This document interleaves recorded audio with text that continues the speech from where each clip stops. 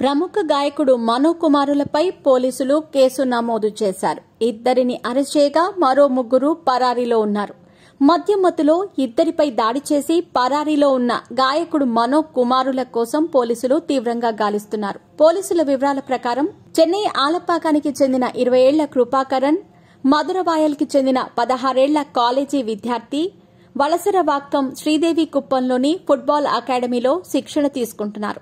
మంగళవారం రాత్రి అకాడమీ నుంచి తిరిగి వస్తూ స్థానికంగా ఉన్న హోటల్లో టిఫిన్ చేసేందుకు వెళ్లాడు. అదే సమయంలో మనో కుమారులు రఫీ, షకీర్లతో పాటు వారి స్నేహితులు మొత్తం 5 మంది అక్కడ ఉన్నారు.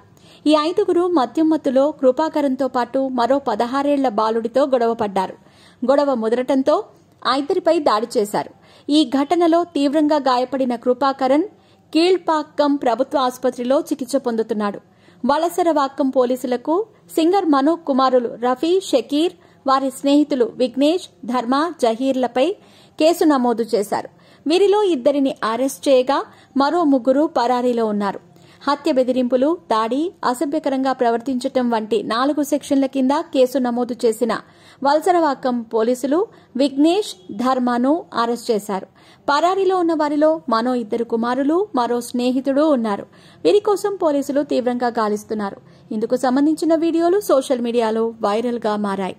ఈ వీడియోలలో కొంతమంది వ్యక్తులు బేస్బాల్ బ్యాట్లు, కర్రలు పట్టుకుని రోడ్డుపై తిరుగుతున్నట్టు చూపుతున్నాయి.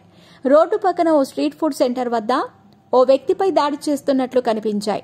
గొడవ పడుతున్న వారిలో మనో కుమారులు కూడా ఉన్నట్టు వీడియోలో చూడొచ్చు.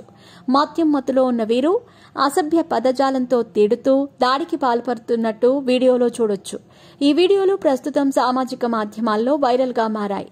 కాగా గాయకుడు మనో తమిళం, మలయాళం, తెలుగు, కన్నడ, హిందీ భాషల్లో ఎన్నో పాటలు పాడారు. ఆయన తెలుగు చిత్రసీమలోనూ ఎన్నో పాపులర్ సాంగ్స్ ఆలపించారు.